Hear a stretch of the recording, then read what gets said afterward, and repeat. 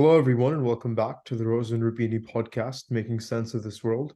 My name is Manas Chavla, and as always, I'm really pleased to be joined by CEO and Head of Research Brunello Rosa. This week, we're continuing our discussion on central banks, particularly how and why they're set to continue their tightening cycles in July and August. We've discussed, Brunello, in sort of recent weeks, how inflation seems to be proving to be higher than initially expected, especially core inflation and eventually headline inflation. And central banks eventually will have to make a very important decision when inflation rates jump to about 3 to 4%, higher from the sort of target of 2% in most developed markets. Let's discuss some of the major central banks and their decisions on this. Maybe starting with the Fed, which has just very recently taken decisions. Tell me more. What will the Fed do? The Fed was expected to increase 25 basis points, its Fed funds target range.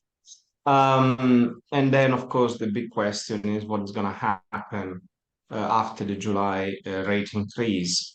The set dots of the June projections showed two more hikes this year, besides the one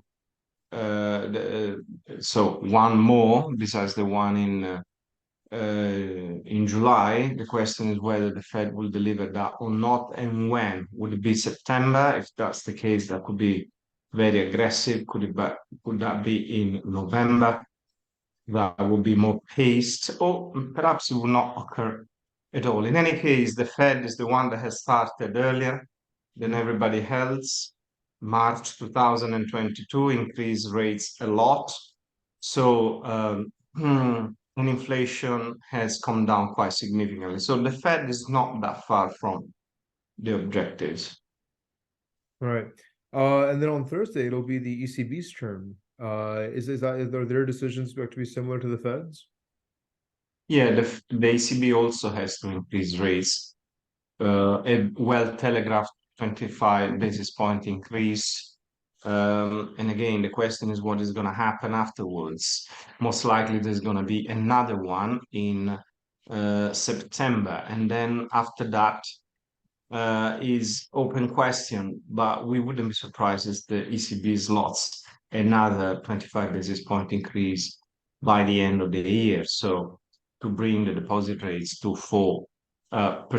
Well, the ECB starts later than the Fed, July 2022, but they also started from a lower base because the deposit rate was minus 0.5%. So they started later, they went slightly slower than the Fed, but they are catching up.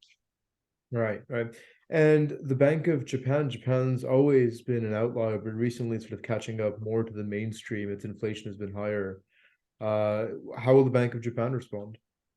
So BOJ, as you said, has been an outlier, has not participated in the tightening cycle because inflation has been so low for so long that when it reached 2%, eventually 3%, more recently even higher than in the US.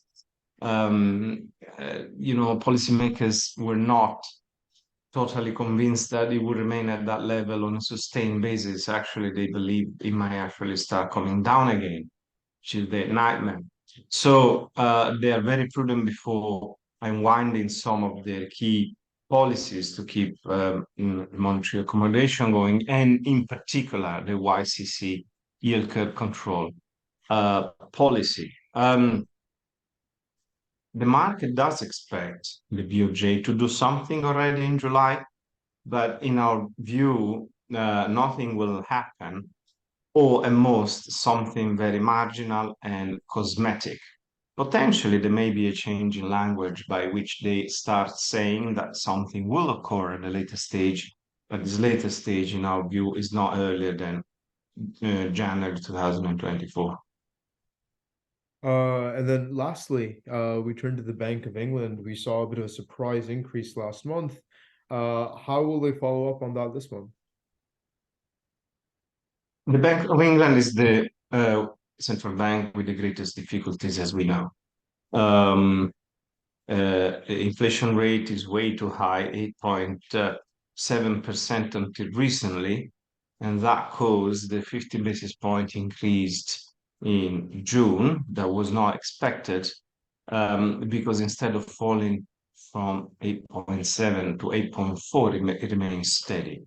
But then in June, inflation fell to 7.9, more than expected, and that has given a bit of a breather to the Bank of England, who might have been forced to resuming the 50 basis point increases, so not just a one-off, but a series of 50 basis point increases. Probably they will manage to do with 25, but still they have 4 meetings between now and year end, and it's well possible that the BOE will have to increase rates to 6% just to keep inflation under control between now and year end. Inflation will tell. If it falls as fast as the Bank of England expects, then they might be slightly more moderate. But if inflation remains as sticky as it stays so far, there would be several further hikes.